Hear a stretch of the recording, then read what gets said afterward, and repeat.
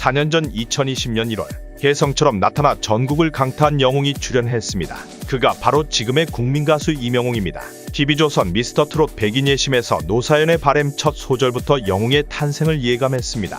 이명웅이 지금의 인기를 누리는 건 단순히 노래만 잘해서가 아니죠. 무명 시절 월세방에 살면서 군고구마를 팔아 생계를 이어갔지만 해년마다 연탄봉사 활동을 통해 봉사와 기부를 한 젊은 청년이었습니다.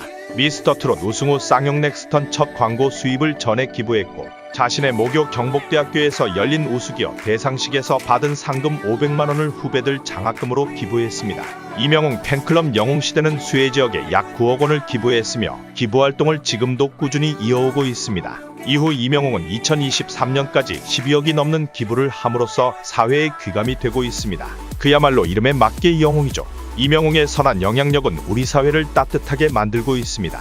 봉사와 기부를 통한 삶을 실천하는 분들은 꼭 큰 부를 축적했거나 큰 성공을 거둬서 하는 게 아닙니다. 어느 정도 선한 천성을 타고났다고 봐야 하죠. 99개를 가졌어도 100개를 채우기 위해 1개를 탐하는 게 인간입니다. 사회적 지위를 가지면 이를 이용해 부를 축적하려고 하는 사람들도 많습니다. 노블레스 오블리주, 프랑스어로 고귀한 신분이라는 노블레스와 책임이 있다는 오블리주가 합해진 말입니다. 높은 사회적 신분에 상응하는 도덕적 의무를 뜻하죠. 4월 10일은 사회적 신분이 바뀌는 국회의원들이 선출되는 날입니다. 국회의원 순수한 연봉은 1억 5,700만 원입니다. 부가적으로 따라오는 금액은 일반 국민들에게는 천문학적 수치죠. 70년대에는 처갓집 재산까지 털어서 국회의원에 출마했던 시절이 있었습니다. 시골 동네에서는 마을 이장들이 돼지고기를 돌렸고 막걸리 파티가 열렸습니다. 투표하러 갈 때는 혼이 승용차로 동네 할아버지 할머니들을 그야말로 실어 날랐죠. 돌아올 때는 항상 걸어오시던 할아버지 할머니들이 기억에 선합니다. 그 당시 선거에 떨어지면 집안이 망하고 당선되면 부와 명예를 거머쥐는 도박이나 다름없었죠. 이토록 정치인들에게 뺏지는 나와 주변 사람들의 생사여탈권을 가지고 있습니다. 절반이 넘는 국민들이 현 정부에 분노하는 가운데 총선이 일주일 앞으로 다가왔습니다. 돌아가는 판세는 불보듯 뻔해 보입니다. 야당 압승은 다들 물어보나만 하죠.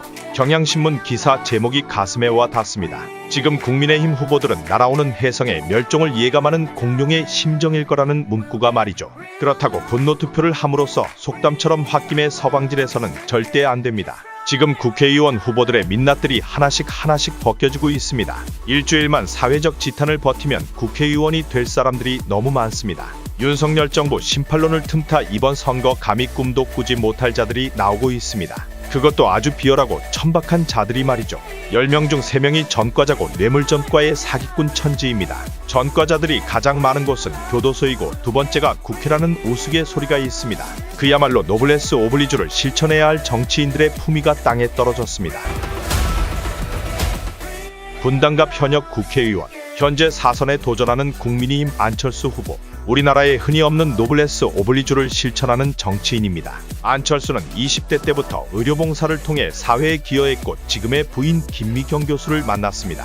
부부가 지금껏 봉사를 해옴으로써 많은 이들에게 귀감이 되고 있죠. 안철수는 40대 때 V3 백신을 온 국민에게 무상으로 공급했고 50살 젊은 나이에 재산의 절반 1,500억을 사회에 기부했습니다. 현존하는 정치인들 기부 금액을 다 합쳐도 안철수의 기부액을 넘지 못합니다. 돈이 많아서가 아니라 젊은 시절부터 봉사와 헌신이 몸에 배인 탓이죠.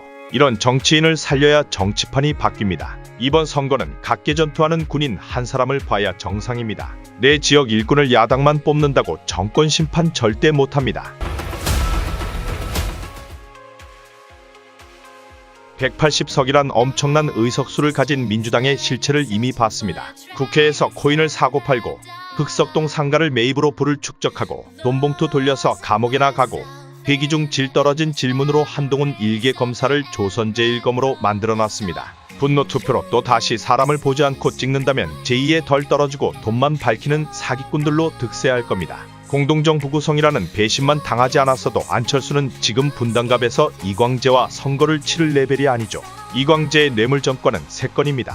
속된 말로 일반인이었으면 받을 수 없는 돈을 노무현 측근이라는 신분이었기에 돈을 받아 처먹은 겁니다. 이런 자들이 각 지역마다 동네 곳간을 노리고 있습니다. 분당 판교는 좋은 먹잇감이죠. 성남시 분당구 판교동임에도 불구하고 누가 어디 사냐고 물으면 성남에 산다고 다들 이야기를 하지 않습니다.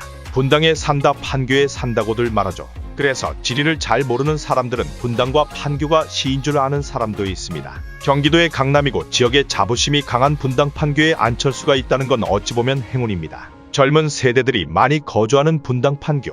지금의 청년들은 안철수를 위인전에서부터 접했습니다. 정치를 하면서 이념에 찌든 정치인과 유튜브들로 인해 안철수는 너무나 왜곡되었습니다. 1대1로 비교했을 때 실제로 비교 대상이 없습니다. 윤석열 정권 심판한다고 뇌물전과자 막말에 질 떨어진 후보들을 국회로 보내서는 절대 안 됩니다.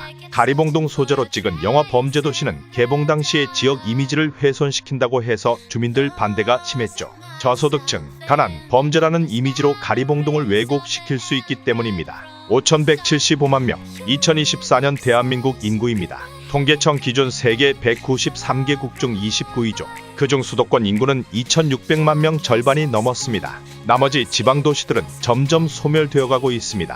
많은 사람들이 성공을 꿈꾸며 일자리를 찾아 수도권으로 몰려들고 있습니다. 그래서 수도권 선거가 대한민국의 미래를 결정할 겁니다. 이번 수도권 총선이 중요한 이유가 바로 여기에 있죠. 정치가 70년대로 후퇴해서는 안 됩니다. 고무신 준다고 찍고 전라도 후보라고 찍고 먹지도 못하는 이념 때문에 사람은 안 보고 정당만 보고 찍는다면 그야말로 정치판은 바뀌지 않습니다.